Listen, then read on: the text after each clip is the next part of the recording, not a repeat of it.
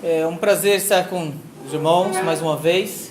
Mais uma vez eu quero também agradecer o convite, e o privilégio de conhecer pessoalmente alguns irmãos, de conhecer só por mídia, outros que eu nem conhecia e estou conhecendo, tendo a oportunidade de expandir um pouco mais a nossa relação de amizade, e isso é algo enriquecedor, isso não tem preço, isso não se paga e não se compra, né? É um privilégio muito grande. Ontem eu estive falando a respeito da doutrina sola escritura no ministério de Zwingli. Hoje nós abordaremos sobre a influência de João Calvino na formação pastoral da Igreja de Genebra. E por vezes nós falamos de Calvino como sendo um grande teólogo, e é verdade, ele foi, né? E como calvinistas nós somos humildes em dizer que ele, dentre os reformadores, foi o melhor, né? Dentre todos os reformadores, ele foi o melhor. E humildemente nós sabemos que isso é verdade, né? Mas a grande questão é que quando pensamos em Calvino como teólogo, nós precisamos voltar para ele e perceber que Calvino é um teólogo que escreve para a igreja. A preocupação dos seus escritos, mesmo em questões de debates, mesmo quando ele escreve a Sadoleto, que é uma epístola apologética, mesmo quando ele escreve a próprias Institutas, mesmo na sua revisão final de 1559, a intenção dele, ele deixa bem claro na carta a Francisco, ao rei Francisco, no prefácio, que a preocupação dele é de instruir a piedade para a igreja. Não era mera especulação, ele não era dado a especulações, tanto que ele deixa bem claro que o seu método escrito era sucinto, era objetivo, era alcançar a exatidão, para que, evitando a especulação, a complexidade, ele pudesse então conduzir a verdade às ovelhas de Cristo, e a igreja de Deus pudesse então conhecer esse aspecto. Eu vou fazer primeiramente um resumo, bem resumo mesmo, né, de 1536 a 1541, de alguns fatos, para que nós possamos entrar então na leitura de alguns textos de Calvino. Como ontem, a minha tarefa aqui, a minha proposta aqui é de expor Calvino a partir de Calvino, né? Fazendo leituras ad fontes, alguns textos inclusive não estão em português ainda, e que a gente não, e alguns de vocês talvez não conheçam esses textos de Calvino, o que é uma pena. Talvez a própria Cleary pense em futuramente publicar, traduzir, temos competentes tradutores, e que possam então verter para o português esse material. Eu estou com um projeto, alguns pequenos projetos lá agora no JMC, um deles é traduzir pelo menos 6 textos de Calvino, pequenos textos de Calvino a respeito desta influência pastoral dele. Textos que ele dedica exclusivamente à orientação de como os pastores de Genebra deveriam atuar. Não somente o que seriam esses pastores, qual era o entendimento dele do pastorado, do ministério pastoral, mas como que eles deveriam atuar dentro do campo de Genebra. Então nós vemos Calvino preocupado com a igreja de Genebra, com a região de Genebra, inclusive pelo título dos seus livros, isso fica claro, né? A preocupação dele pastoral. E a minha tese é de que o ministério de Calvino, a influência dele, mesmo como estadista, como escritor, como teólogo, como tradutor também, ele traduz às vezes alguns textos, como acadêmico, a preocupação dele sempre foi pastoral. E isso nos ensina que nós temos seminaristas, né? Nós temos pastores, e a nossa preocupação é realmente, mesmo abordando assuntos difíceis, como o pastor Abraham fez, mas preocupados em como que nós vamos cuidar da igreja, como nós vamos advertir a igreja, e como que esta palavra ela servirá para alimentar, nutrir a igreja. Não é apenas discussão de Facebook, né? Não é apenas uma especulação de axiologismos, e que muitas vezes vai cair mimimi, né? Como a gente usa a linguagem aí de internet, mas realmente será útil para a pregação do evangelho, para a edificação da igreja, para o desprezo da mentira, mas acima de tudo para a glória de Deus. Então essa é uma preocupação que nós precisamos deter na nossa mente. Em 1536, falando a respeito do ministério de Calvino, mesmo antes dele ser reconhecido como pastor, o primeiro texto, os irmãos sabem disso, que ele escreve é Breve Instrução da Fé, que seria um protótipo daquilo que em 59 seria o estágio final das institutas.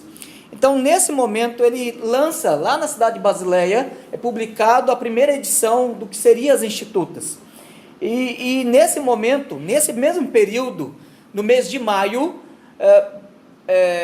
Guilherme Farel ele consegue convencer o conselho da cidade, o conselho maior, só para os irmãos terem um pouquinho mais de entendimento do contexto político da cidade.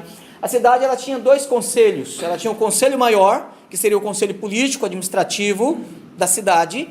O sistema político da cidade, das cidades da Suíça, era chamado de cidades-estados, ou seja, cada cidade ela tinha toda uma autonomia, todo um sistema de governo próprio, e as cidades elas funcionavam num sistema de federalidade, né? Não tão bem desenvolvido como hoje, mas algo mais próximo do que nós vemos hoje. E a cidade, então, no seu conselho maior, aprova que a cidade seria protestante e não mais católica. O conselho menor seria o conselho da igreja, trataria então em questões eclesiásticas. O conselho maior, persuadido por Guilherme Farel, ele resolve então aprovar. Coincidentemente, naquele mesmo ano, Calvino lança as institutas, a breve instrução da fé.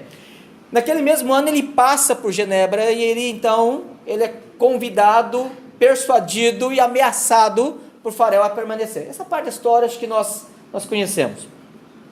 O grande detalhe é que a partir daí, de 5 de setembro, ele é contratado, 5 de setembro de 1536, ele é contratado pelo Conselho Maior para ser Sacrum Literarum Doctor, ou seja, leitor sacro da Bíblia. Ele tinha o papel, então, de ser leitor da Bíblia.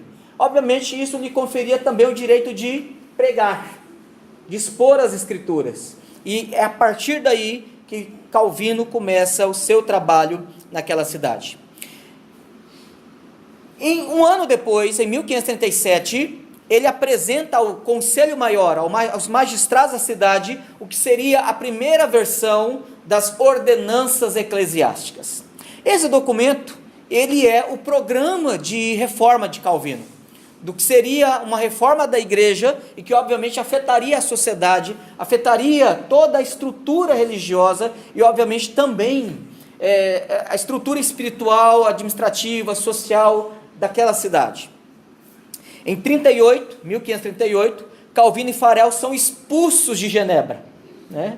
Então o programa de reforma dele é inicialmente aceito, mas quando colocado em prática, menos de um ano depois, ele é rechaçado pelos nobres da cidade, que obviamente tem o seu reflexo no magistrado, que convidam então Calvino a se retirar. Eles são exilados da cidade, e eles vão dali para Estrasburgo, e 25 de abril então ele deixa a cidade. Foi um prejuízo obviamente para Genebra, aquela interrupção, e de certa forma foi um ganho para Calvino, porque nesse período de quase 3 anos que ele permanece na cidade de Estrasburgo, ele tem ali então o pastoreio de uma comunidade francesa, onde ele pacificamente ele tem tempo para repensar muitas coisas, amadurecer e desenvolver mais detalhadamente o seu programa de reforma. Inclusive o próprio texto das Institutas, se você pegar a edição de 36 e comparar com a edição de 41, há um avanço muito grande das Institutas. Se você for analisar em termos de história comparativa das Institutas, há um avanço muito grande, porque se você pega a edição de 36, é um livrinho pequeno, que tem acho que 8 capítulos, alguma coisa assim. Quando você pega a edição de 41, de 1541, ela já é basicamente a edição que nós temos hoje de 59. Bom, se você quer saber qual, é só você pegar aquela edição vermelhinha da Cultura Cristã, comentada pelo reverendo Dr. Ermstein, é essa edição a que eu me refiro, e a de 59 é a edição final, que é chamada edição clássica, né? Que é essa, que inclusive também tem para vender pela Unesp, que é a edição final. Se você comparar, a diferença é enorme, é muito grande. Isso evidencia que Calvino pôde dedicar-se ao estudo, à escrita, à tradução, à reflexão, à maturação do pensamento dele voltado à igreja. Bom, mas o grande detalhe é que Em 1540, no mês de agosto, ele é apresentado a Idalete, uma viúva de um anabatista, e ele casa, né, com ela em outubro. É interessante porque Idalete faz com que Calvino seja um homem, agora não somente casado, mas um homem do lar. E é curioso porque no mês de novembro ele toma a decisão, o conselho da igreja de Genebra toma a decisão de convocar Calvino para que retornasse para lá. Calvino, obviamente, ele tem certo receio, ele hesita o regresso, e o conselho genebrino insiste, o conselho maior insiste para que ele volte. 1º de maio, o conselho declara ter Calvino e Farel como pessoas de bem. Lembra que em 38 eles haviam exilado, expulso da cidade e tornados persona non grata, usar uma expressão mais moderna, né? Mas agora eles retiram aquela decisão de expulsão, de exílio, e declara que eles eram pessoas de bem e que eles poderiam voltar, revogando o edito do desterro de 3 anos, e em 13 de setembro Calvino retorna a Genebra. Em 1541, um ano depois, pregando, administrando, participando do consistório menor, ele lança uma segunda edição revisada das ordenanças eclesiásticas. Então, esse é um segundo momento. E agora o programa de reforma de Calvino começa a ter andamento. Tá? Bom, a partir daí nós vamos agora trabalhar a influência de Calvino na formação pastoral da igreja de Genebra. Bom, eu quero levantar aqui um outro detalhe, fazendo uma correção a respeito de uma caricatura muito comum feita contra Calvino. Eu traduzi tempos atrás um pequeno artigo chamado Como Começar os Rumores, né? Calúnia é uma coisa muito fácil de ser lançada contra alguém, muito conveniente às vezes. E Boussac foi um ex-aluno de Calvino em Genebra, e ele não conseguindo ser aprovado nos exames de ordenação, ele sai de Genebra, volta para a França, e ele se torna um caluniador, e o primeiro biógrafo católico de Calvino. E ele levanta várias calúnias, desde que Calvino era um pederasta, de que ele era um amaldiçoado por Deus, e que ele era um homem promíscuo, e várias calúnias contra Calvino. Várias calúnias essas, inclusive, que perduram até hoje nos livros didáticos do MEC, né? Inclusive que Calvino era um tirano, que ele era um mão de ferro, que ele perseguiu Serveto e de forma impiedosa matou Serveto e assim por diante. E são detalhes distorcidos do ministério e da vida de Calvino. Alistair McGrath, no livro que está em português, A Vida de Calvino, ele nos dá uma informação muito interessante. Ele diz o seguinte: em 25 de dezembro de 1559, seu nome foi finalmente anotado no livro de Bourgois, de Ancienne République de Genève, o livro dos cidadãos da antiga República de Genebra. Embora lhe tenha sido tardiamente concedido o status de cidadão, Calvino foi definitivamente excluído da possibilidade de se tornar um cidadão da cidade que se tornou tão intimamente associada a seu nome. A sua influência sobre Genebra foi exercida de forma indireta, através de pregações, conferências e outras formas de persuasão legítima a respeito de sua habilidade para influenciar através da sua autoridade moral. Ele não possuía qualquer jurisdição civil, nenhum direito de coagir outros a agir de acordo com o que ele desejava.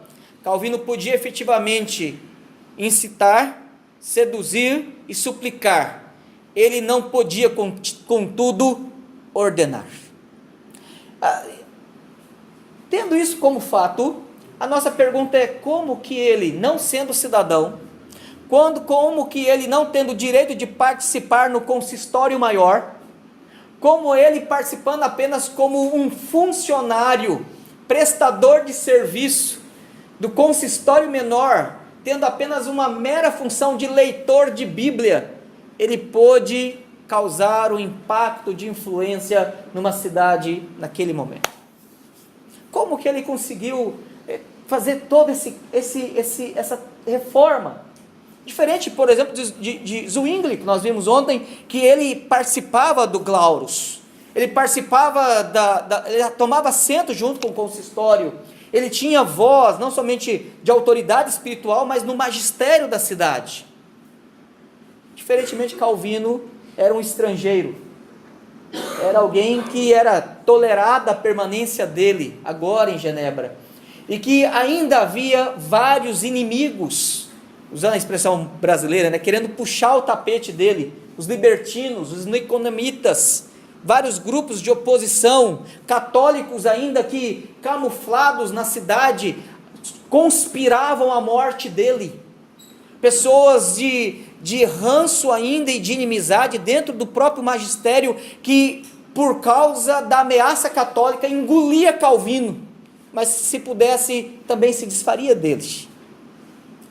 Como esse homem conseguiu causar um impacto tão grande como nós conhecemos? A minha tese é que ele usou as ferramentas que Deus deu para ele, a palavra. Ele trabalhou a partir da palavra, a partir do seu entendimento das Escrituras, a respeito daqueles que seriam os homens que formariam a opinião do povo, que causariam impacto na opinião pública, a partir de um fundamento, de um princípio de fundamento de autoridade, a Escritura. Então ele usou a mesma estratégia que Zwingli, o princípio fundamental da Escritura, só a Escritura, mas sem ter o amparo, sem ter a blindagem, sem ter a segurança política que Zwingli tinha. Esse é o detalhe. Ele estava o tempo todo, de uma forma muito consciente, apenas debaixo da providência de Deus, porque ele não tinha com quem se recorrer. O ministério pastoral e a formação de pastores na igreja de Genebra, em parte, responderá a essa questão. Eu não estou dizendo que Calvino apenas fez tudo apenas através dos pastores, mas obviamente os pastores e a forma como ele pregava e a autoridade como ele persuadia pelas Escrituras, pelo ensino, pelo aconselhamento, pela sua argumentação apologética, realmente era poderosa. Era de fato um trovão a sua voz, mesmo num vaso de barro como ele era. Como que essa palestra então se desenvolverá? Eu pensei em expor o tema por tópicos. Pegar então, abordando Calvino sobre o que é pastor, visitação, aconselhamento, pregação. Só que nós perderíamos, de certa forma, o desenvolvimento de algumas questões.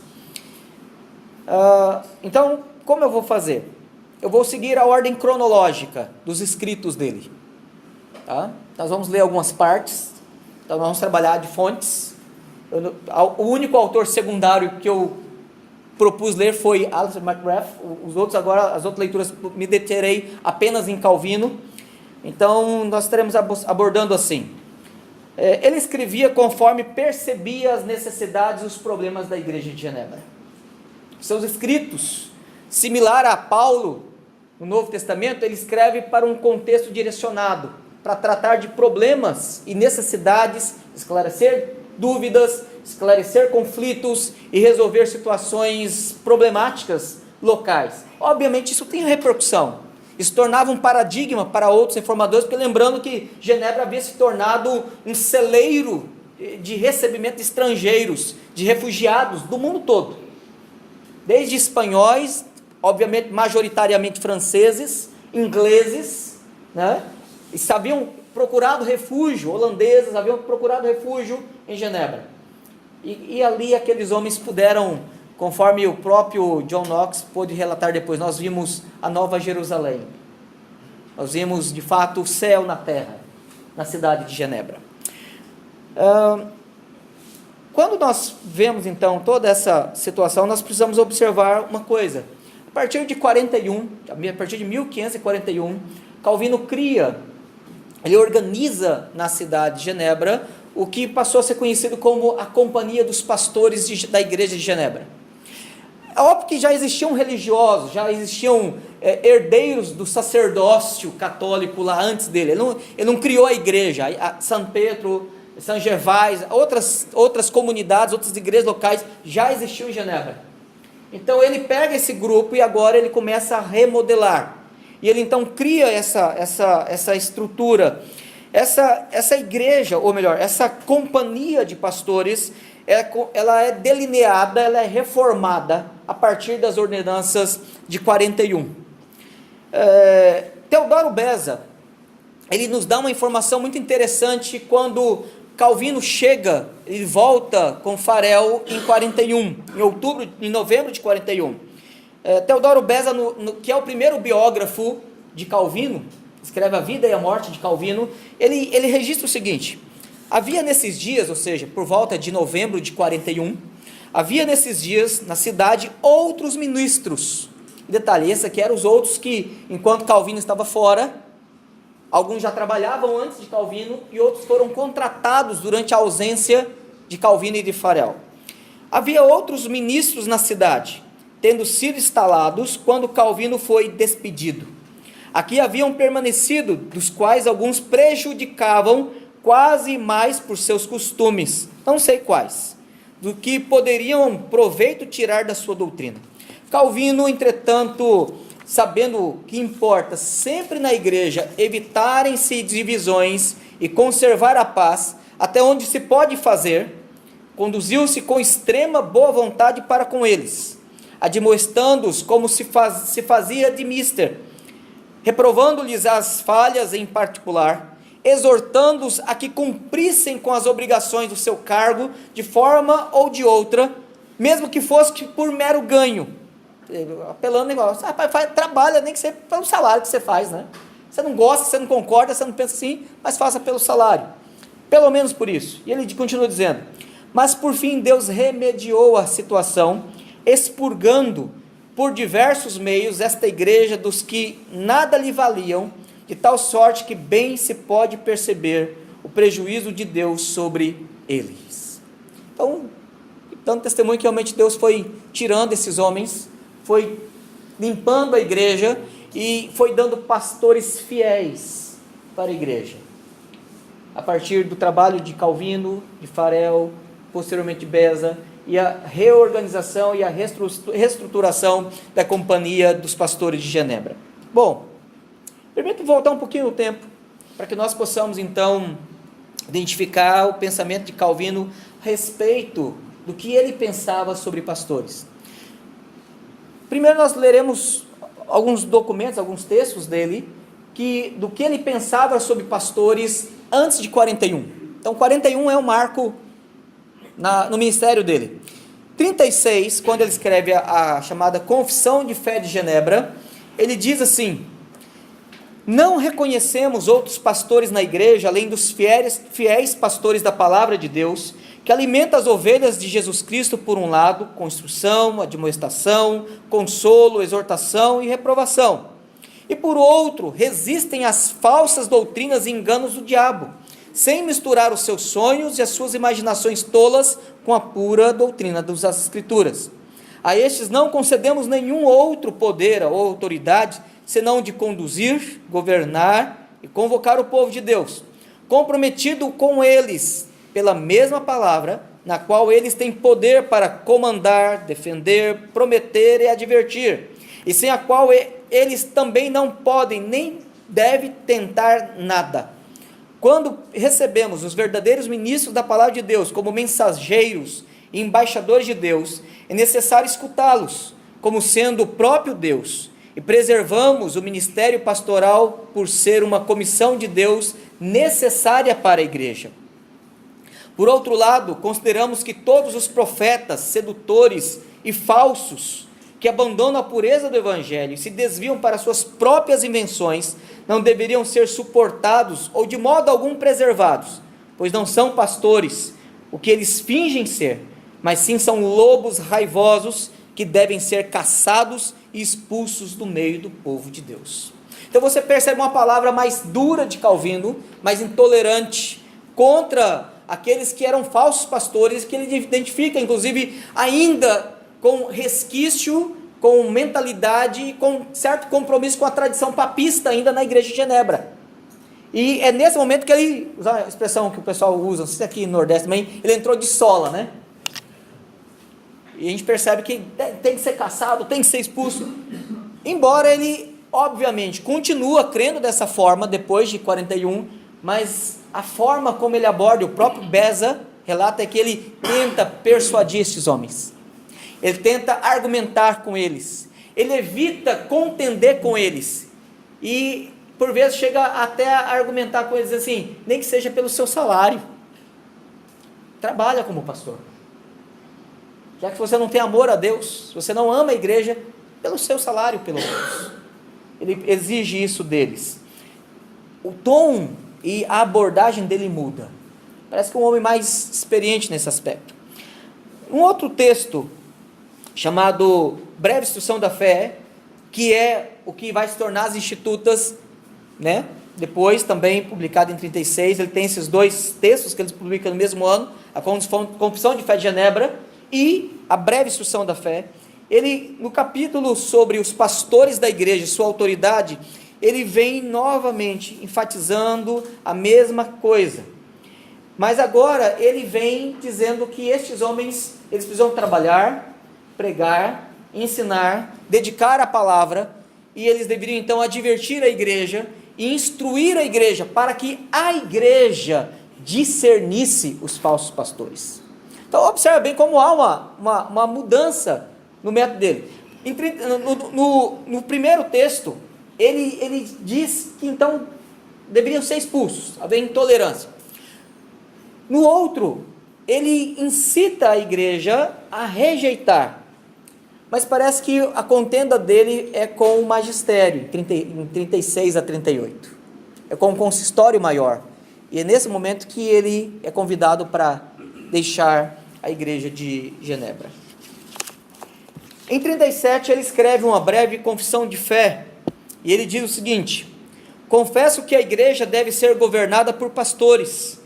Então observe bem, essa declaração soa uma forma de separação, de não intervenção do consistório maior do consistório menor. E isso é um detalhe interessante, porque o que Calvino sofre, tanto do período de 36 a 38, como depois de 41 em diante, é uma intervenção constante do consistório maior. Por vezes ele disciplinava, o consistório menor, disciplinava, e o consistório maior anulava a disciplina. Por vezes havia exclusão e afastamento da ceia, e o consistório maior anulava a decisão. Então, Calvino, lá em 37, ele já diz: confesso que a igreja deve ser governada por pastores. Deixa bem claro, não é o consistório maior, são os pastores, aos quais é confiado o ofício da pregação da palavra de Deus e a administração dos sacramentos. Ou seja, não é o consistório maior, são os pastores. E que, a fim de evitar confusão, não é lícito que ninguém usurpe esse ofício à vontade sem eleição legítima. E se qualquer um que, chamado a esse ofício, não mostrar a fidelidade devida no cumprimento dela, deve ser deposto. Todo o seu poder consiste em dirigir o povo confiado a eles de acordo com a palavra de Deus, de tal forma que Jesus Cristo possa sempre permanecer o supremo pastor e o único Senhor da igreja, e somente ele seja ouvido. Portanto, o que é chamado de hierarquia papal, abomino como uma confusão diabólica, estabelecida a fim de fazer com que o próprio Deus seja desprezado, e para expor a religião cristã à zombaria e ao escárnio. Então, nós temos aqui uma forma de Calvino mandar um recado para o consistório maior, e reafirmar a prerrogativa do consistório menor, formada pelos pastores, pelos presbíteros, de que o governo da igreja, o governo espiritual, a pregação da palavra, a disciplina e a administração dos sacramentos, era algo que pertencia à igreja.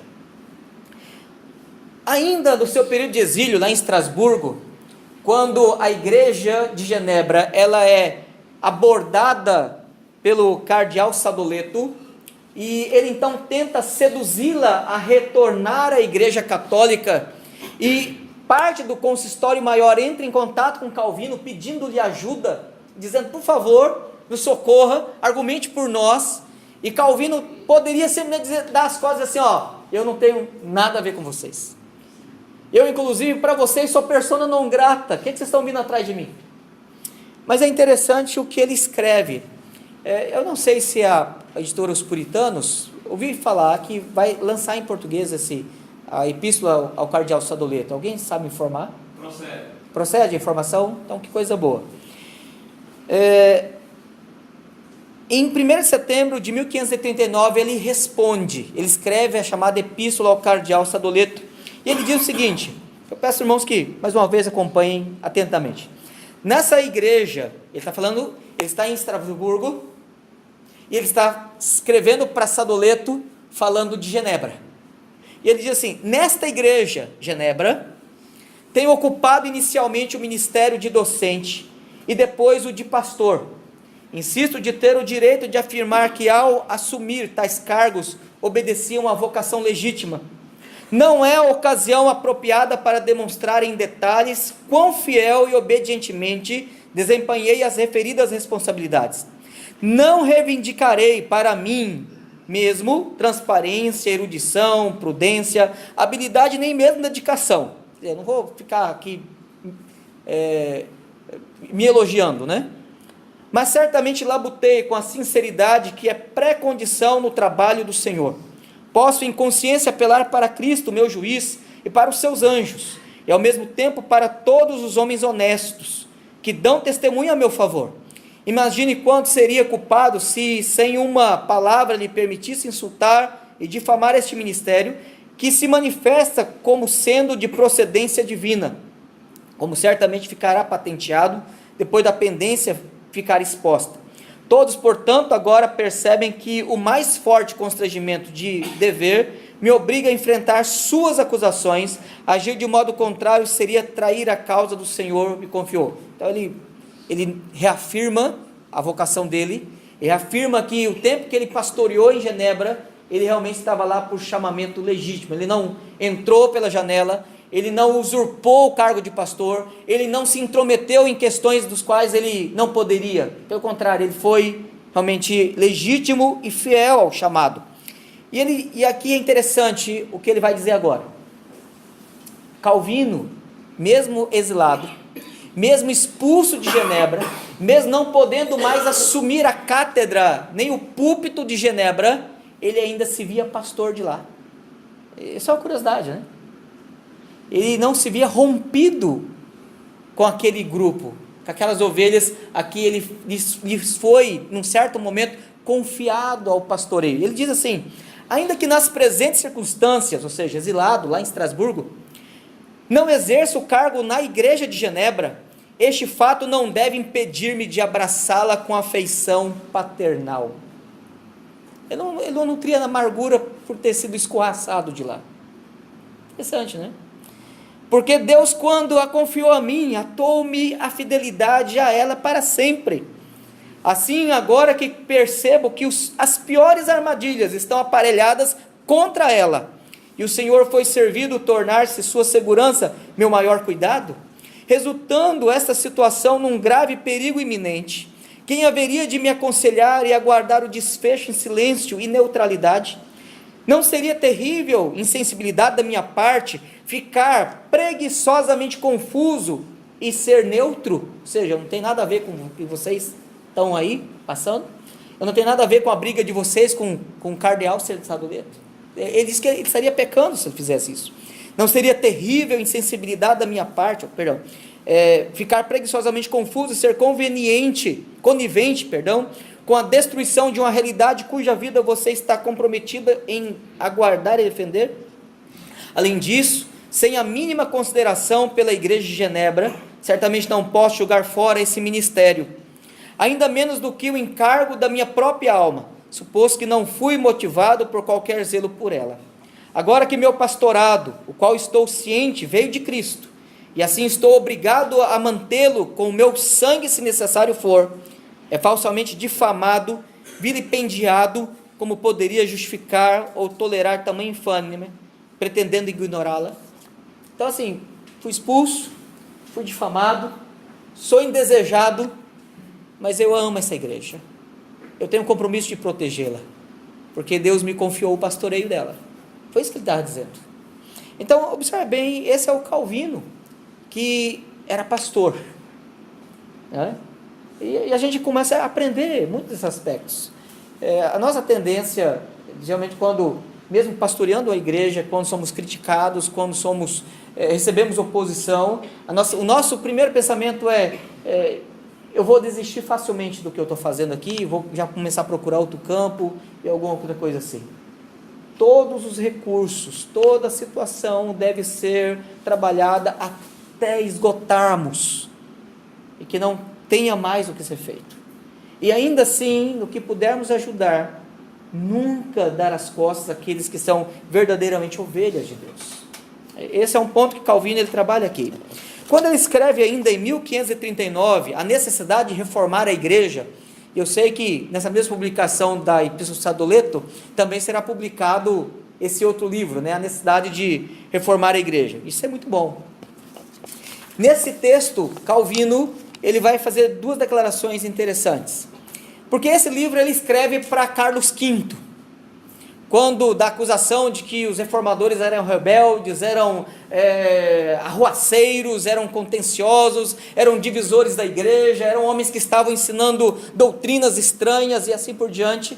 Ele escreve para Carlos V, na véspera de uma dieta, de um concílio, e ele então esclarece a ele algumas coisas. Então ele diz assim: o próprio ofício pastoral, falando para Carlos V, tal como Cristo instituiu por muito tempo, desapareceu. Está falando da Igreja Católica.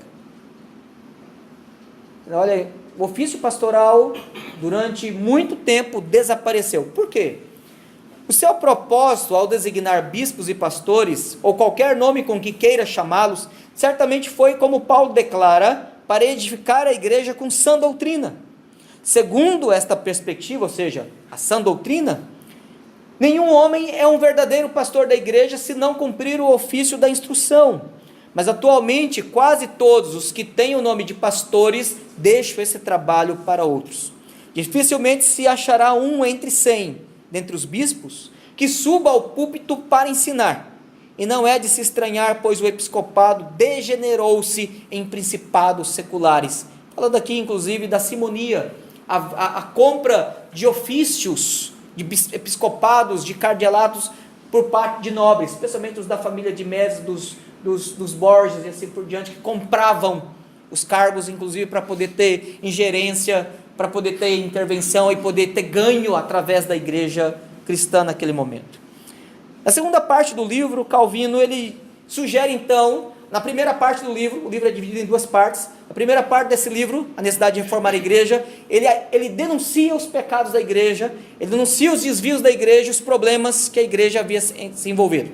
Na segunda parte é o que ele chama de uso dos remédios para corrigir os males. Ele então propõe algumas emendas, algumas diretrizes para reformar a igreja. Ele diz assim: temos restaurado o ofício segundo a regra apostólica e conforme a prática da igreja primitiva, insistindo que todos os que governam na igreja também devem ensinar. Sustentamos que ninguém pode continuar neste ofício pastoral, a não ser que sejam diligentes em cumprir com seus deveres. O nosso consistório, ao selecioná-los como deve ser, usa critérios cuidadosos e espirituais. Há entre alguns de nós, ministros, que não têm muito estudo. É interessante, ele reconhece isso aqui, e que ele vai depois remediar quando ele cria a Academia de Genebra. Mas nesse momento de 39, ainda tinham pastores que não tinham treinamento teológico. Mas ele diz algo interessante: ainda assim, ninguém é admitido se não for capaz de, no mínimo, ensinar. Que nem todos sejam mais perfeitos. Este fato deve se atribuir mais à calamidade dos tempos presentes do que a nós. Em outras palavras, está dizendo assim: olha, nós reconhecemos que temos pastores que não têm muita instrução, mas eles têm que pelo menos saber ensinar.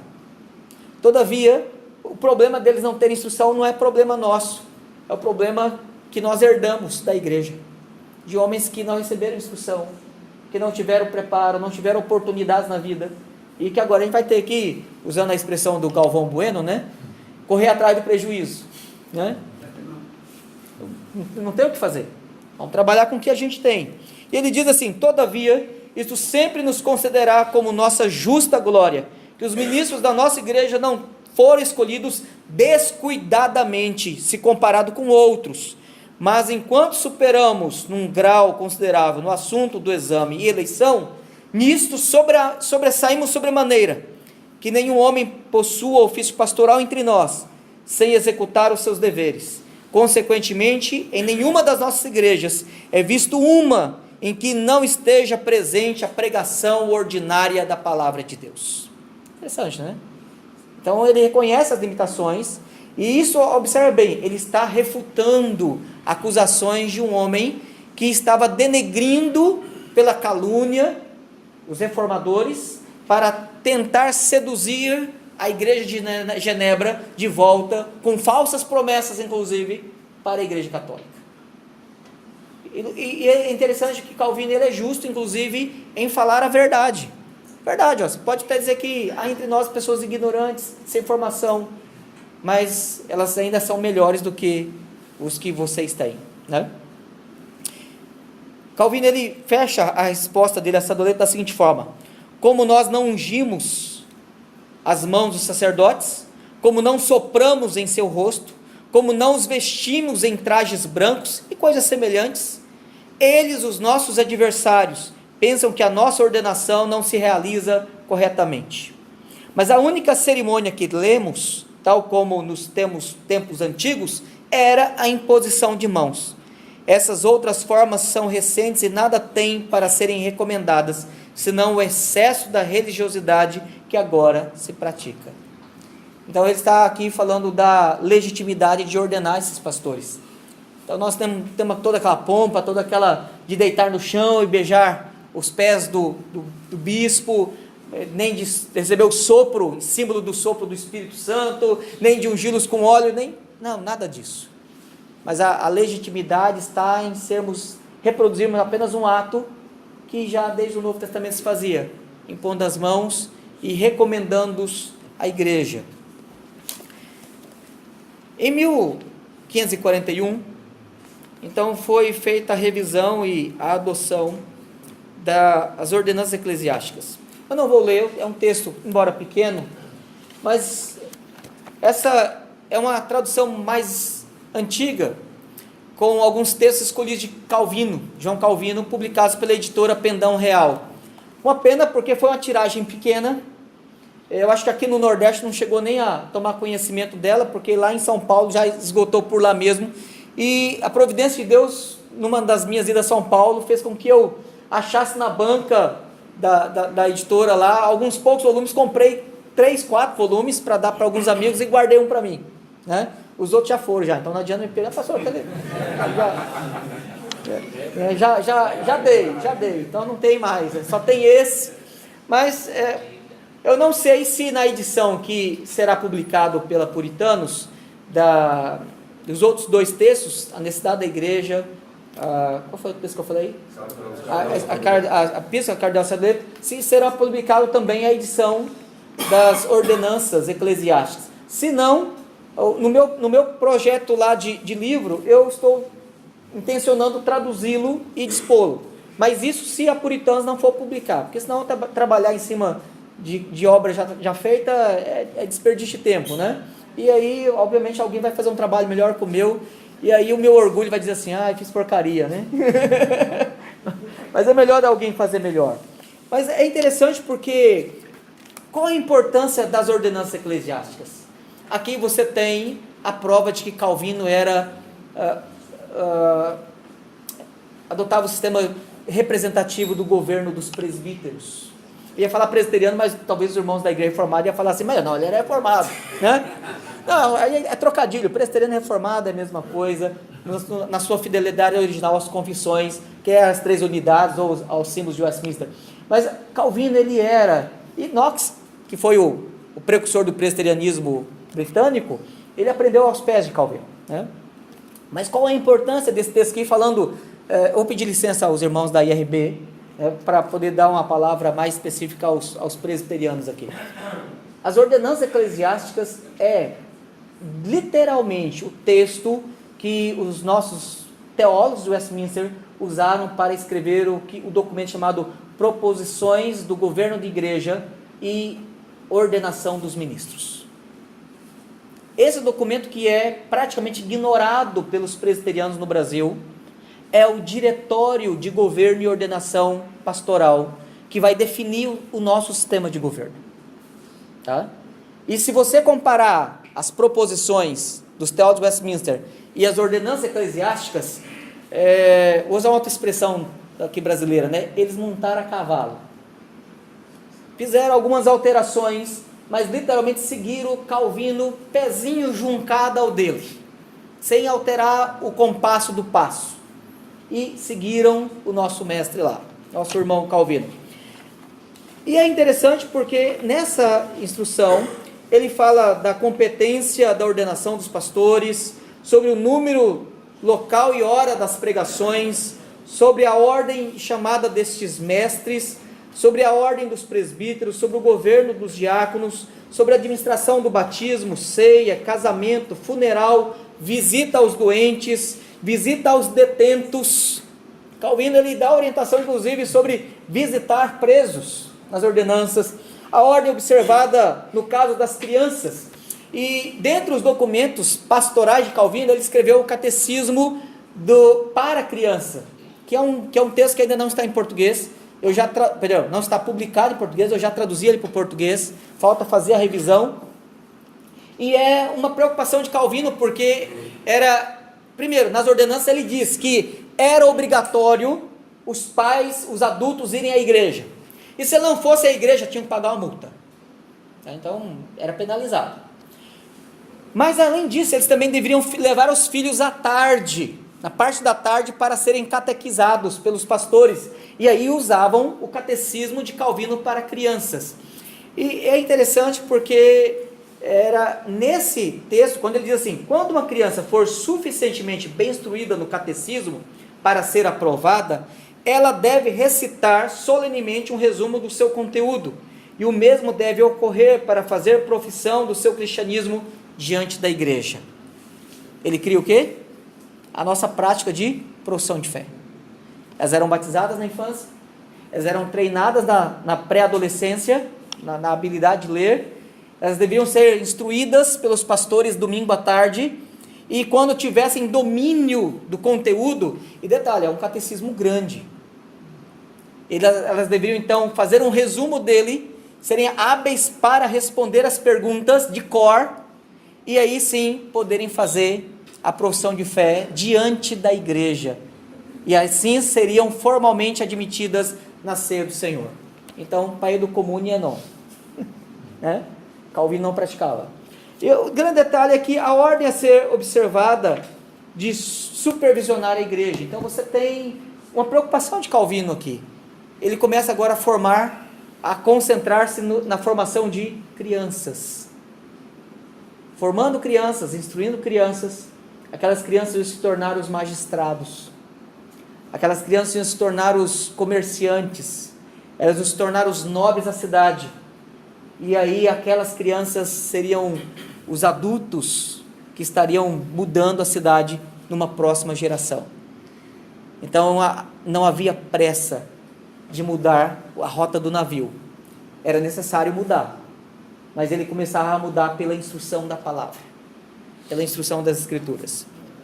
Bom, é interessante porque agora em 42, Calvino ele vai orientar a respeito de como os pastores, eles deveriam então ser ordenados. Até então a ordenação era praticamente uma contratação de um serviço público, de um funcionário público. O pastor era um funcionário público. Só que Calvino ele faz uma mudança radical no perfil do pastor. Ele não é apenas um funcionário público, ele é um ministro da palavra. E como ministro da palavra, ele precisa jurar diante de Deus e para a igreja. E aí institui-se a prática dos votos de ordenação. né? Algo que até então não existia. E ele diz aqui, a fórmula é assim: o ordenando, né, a pessoa que estava ali então para ser ordenada, ela deveria ler publicamente numa declaração de subscrição a seguinte fórmula: eu prometo e juro que no ministério para o qual sou chamado, servirei fielmente a Deus, ministrando de forma pura a sua palavra para a edificação desta igreja, a qual ele me uniu, que de nenhuma forma farei mau uso da sua doutrina para servir as minhas paixões carnais, nem para agradar a qualquer homem, mas aplicarei com consciência pura a serviço da sua glória e para proveito deste povo ao qual sou devedor. Eu igualmente prometo e juro defender as ordenanças eclesiásticas, como aprovadas pelo pequeno conselho, ou conselho menor, grande ou conselho geral dessa cidade. E na medida em que receber o cargo de admoestar aqueles que caíram, me comportar com lealdade, sem ódio, pavor, vingança ou qualquer outro sentimento carnal, e fazer de modo geral aquilo que é próprio a um bom e fiel ministro. Em terceiro lugar, juro e prometo guardar e manter a honra e o bem-estar do conselho e da cidade, esforçar-me naquilo que for possível para que o povo continue em unidade, paz, proveitosos sobre o governo do pequeno conselho, e não aquietar de modo algum nenhum com aqueles que a violarem. Finalmente prometo e juro me sujeitar à forma de governo e constituição desta igreja, dessa cidade, para mostrar um bom exemplo de obediência a todos, estando da minha parte sujeito às leis e os magistratura, tanto quanto permita o meu ofício, ou seja, sem prejuízo para a liberdade que devemos ter para ensinar, de acordo com aquilo que Deus nos pede a praticar, tudo que pertence ao nosso ofício. E para concluir, prometo servir o conselho e ao povo de tal maneira que não seja impedido de prestar a Deus o serviço ou culto que, de acordo com a minha vocação, eu lhe sou devedor. Então ele fazia esse juramento em público e as coisas então passavam a andar a partir daí. Em 11 de janeiro de 1546, Calvino publica um livro, um texto chamado Esboço da Ordem de Visitação das Igrejas da Nação. E nesse texto, é um texto pequeno, ele fala então a respeito de como a visitação deveria acontecer. Ela deveria ser então para exortação, deveria ser para manter a uniformidade da doutrina, para exortar as pessoas a frequentarem o culto e a terem então proveito na vida cristã e submissão aos seus pastores, para que o ministério fosse então da palavra proveitoso e que a partir daí os pastores também pudessem acompanhar e visitar pela informação da presença dos membros, os membros podendo informar os seus pastores de doentes, de pessoas com problemas, de pessoas com alguma dificuldade, mesmo porque a ausência dos cultos caberia uma multa, né? E elas deveriam então cuidar de si mesmas e dos seus irmãos, dos demais membros da igreja de Genebra ou de Gervais. O método da visitação então deveria ser designado ao ministro para que ele pudesse ir à casa dessas pessoas, às prisões, aos lugares em que elas se encontravam e pudesse lá levar a palavra de Deus, instando-lhes a consciência, a submissão da palavra, a obediência, o dever e assim por diante. Calvino depois, em 3 de fevereiro de 1547, ele escreve um outro texto chamado Ordenanças para a Supervisão das Igrejas na Nação. Nesse texto ele é um pouco mais detalhado, e ele então fala a respeito de como os ministros da igreja de Genebra deveriam pregar seus sermões, e como que eles deveriam instruir usando o catecismo para crianças. Então parece que a coisa já tinha sido passada a eles, mas alguns eram relapsos, ou literalmente não sabiam como fazer aquelas coisas, né? E ele então instrui como eles deveriam trabalhar, pastorear, como eles deveriam instruir as pessoas, fala de como eles deveriam batizar, como eles deveriam ministrar a ceia. Seria mais ou menos um manual litúrgico de orientação para os pastores. Então ele, de forma muito metódica, é interessante que a gente percebe o Calvino sendo metódico, como ele é em muitos aspectos, é só você olhar a estrutura das institutas, né? Uma mente lógica, metódica, didática, muito bem organizada na exposição dos assuntos, preocupado realmente em instruir. E ele faz isso, inclusive, com aqueles que deveriam instruir o povo, os pastores. Então ele fala do como ministrar a ceia, ele fala, inclusive, do tempo das reuniões da igreja, né? Então não era um negócio que entrava e não tinha hora para começar nem para terminar. Ele fala, inclusive, dessas peculiaridades, dessas questões simples, fala de algumas faltas que aconteciam dentro da igreja, como, por exemplo, como tratar de superstições, como tratar de blasfêmias, como tratar com pessoas que contrariavam ou contradiziam o pregador, né? E detalhe, a gente tem que lembrar que os fanáticos, inclusive no livro 1 das Institutas, se não me engano, capítulo 13 das Institutas, não me falha a memória, ele escreve basicamente contra os fanáticos. E esses fanáticos eram anabatistas, né, que estavam em Genebra, e que enquanto o pregador estava expondo as escrituras, alguns deles levantavam no meio do culto e começavam a debater com o pregador. E ele, inclusive, nesse documento, ele fala a respeito daqueles que contradizem as escrituras, como eles deviam ser tratados. Inclusive ele chega a dizer assim, deixa eu só ler essa parte: se alguém houver que contradiga a palavra de Deus, ou seja, a pregação, que seja trazido diante do consistório para ser admoestado, ou seja preso por seus nobres, a fim de que receba o castigo de acordo com as necessidades do caso. Se a contradição ou a rebelião constitui um escândalo que exige um remédio, o senhor local deve tomar uma decisão sobre a manutenção de honra do ministério e da magistratura. Ou seja, ele está recomendando aqui punição mesmo.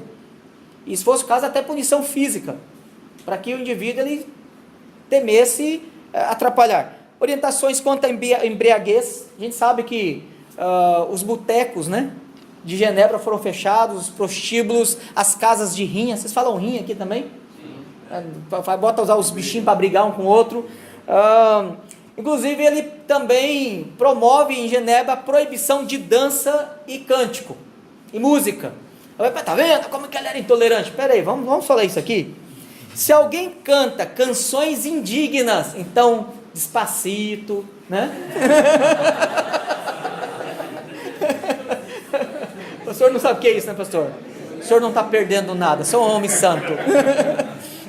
Se alguém canta canções indignas, dissolutas ou escandalosas, ou gira com força na dança, então, na década de 90, que surgiu aquela, como chamava lá, lambada, né? Gira com força na dança, ou algo semelhante, será preso por 3 dias e depois levado ao consistório. Então, dança indecente, música indecente, que pela letra ou pela melodia levasse à corrupção dos bons costumes, era algo impedido em Genebra. A usurpação também, brigas também eram punidas não somente com prisões, como também eram punidas com multas. Protestos, então protesto público também não podia, fazer passeata, aquela negócio todo. Jogos, fornicação. E aí o documento fecha com uma orientação para o encaminhamento ao consistório. Ele diz assim: a decisão do ministro e dos guardiões, ou de um deles, o senhor local, ou na ausência de um dos assistentes, poderá enviar os delinquentes ao consistório. Em 16 de maio de 1547, as ordenanças acima, após lidas e aprovadas, foram adotadas, detalhe, pelo consistório menor. E somente 5 anos ou 6 anos depois foi aprovada pelo consistório maior, porque eles primeiro persuadiram os nobres. Observem que o documento fala que os nobres deveriam agir, punindo, restringindo, coibindo esses homens. Mas como o consistório maior começou a perceber que os nobres, os homens importantes da cidade, estavam ganhando força, e isso seria talvez um perigo para o consistório maior, o consistório maior toma para si a responsabilidade de policiar essas situações, de punir e de cobrar multas diante delas, ou sobre elas. É ainda declarado que as penalidades por ofensas devem ser aplicadas em parte aos guardiões das paróquias e em parte ao senhor local, e pelo conselho municipal e em parte aos pobres da paróquia e do distrito, por ordem dos seus nobres e síndicos e o conselho menor da cidade de Genebra. Então você tem aqui um Calvino zeloso, desde orientar em todos os detalhes os pastores, como também os membros da igreja da cidade de Genebra. Lembrando que a igreja e a cidade era uma coisa só, e qualquer comportamento de qualquer cidadão era também uma ofensa diante da igreja. Calvino ele escreve, dia 1º de agosto de 1559, é o ano em que ele faz a última edição das Institutas, e é também o ano em que ele cria a Academia de Genebra. Então é fácil guardar 1559. Nessa carta, ele escrevendo a um amigo, ele menciona a primeira edição das Institutas, e ele fala da progressão dela até esse ano, que foi a sua última edição, que é essa edição da Unesp, ou a edição clássica da editora Cultura Cristã. E ele fala então da preocupação e do esforço que ele fez. Ele diz assim, eu vou pular um trecho por causa do nosso tempo, ele diz assim: na verdade, com prova do grande esforço com que me apliquei à tarefa de prestar à Igreja de Deus este serviço, então presta atenção, ele está falando que ele escreveu as Institutas não para deixar um marco histórico do seu pensamento, mas para servir a igreja. Me é possível apresentar o luminoso testemunho de que no inverno passado, enquanto pensava que através da febre quarta, a morte se avizinhava de mim, ele pensou que ia morrer mesmo, tão febril que ele ficou. Quanto mais a enfermidade me pressionava, tanto mais me esforcei. Estou morrendo, então vou escrever mais rápido esse negócio aqui.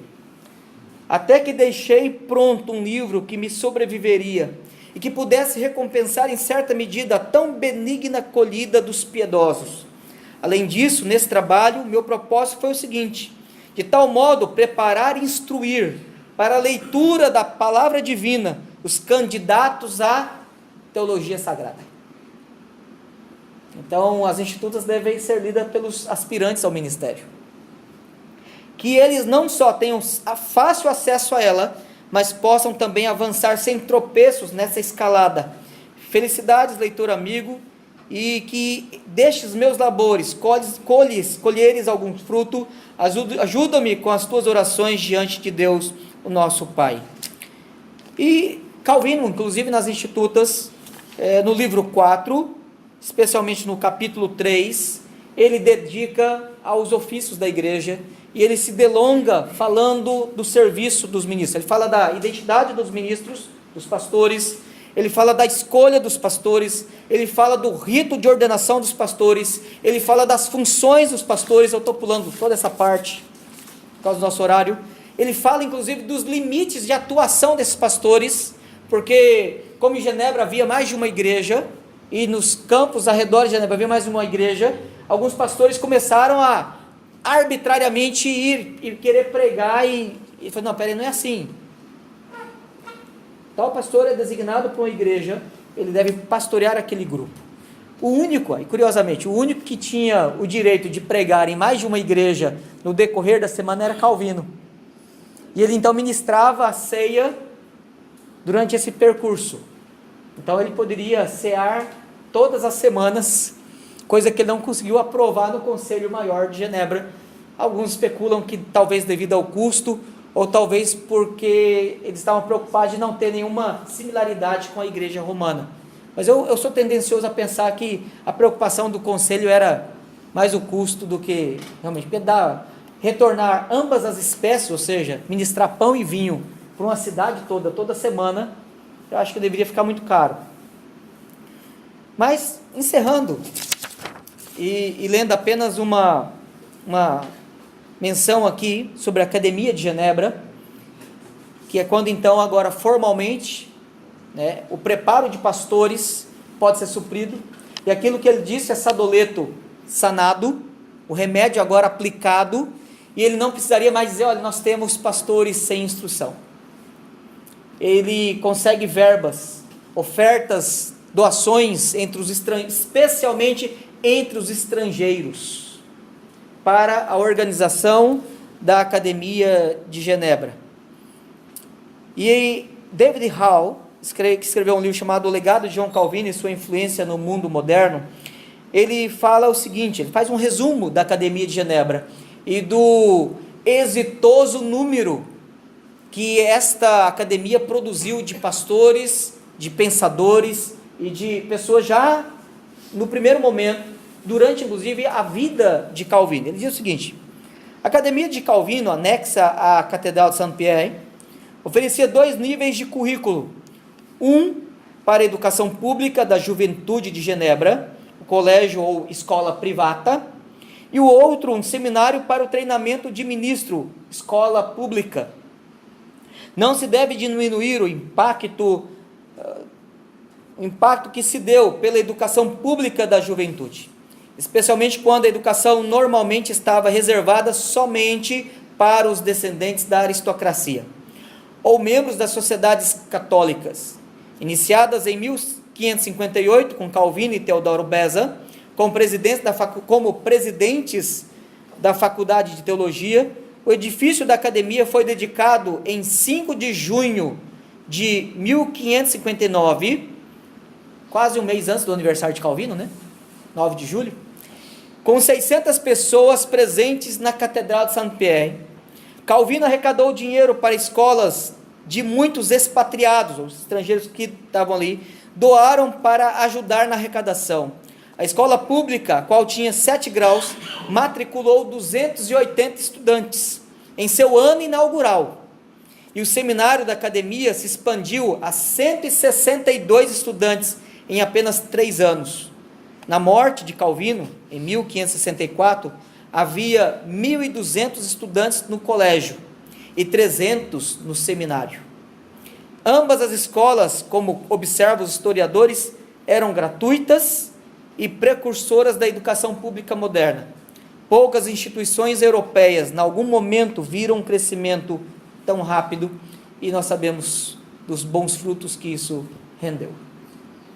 Essa foi a grande contribuição de Calvino para a formação de pastores. Ele mesmo foi exemplo. Ele escreve textos para a igreja, para que a igreja entendesse a importância dos pastores, entendesse a biblicidade dos pastores, e ele também começa agora a treinar, a dar diretrizes, a dar ordenanças, a estabelecer diretórios, e depois, por fim, ele organiza, junto aos expatriados, aos estrangeiros, com as suas doações, uma academia que pudesse servir a igreja, que pudesse então formar pastores idôneos, treinados, hábeis no manejo das escrituras, para que a escritura, o princípio fundamental da reforma, pudesse com habilidade, idoneidade, com diligência, ser o instrumento da reforma no mundo.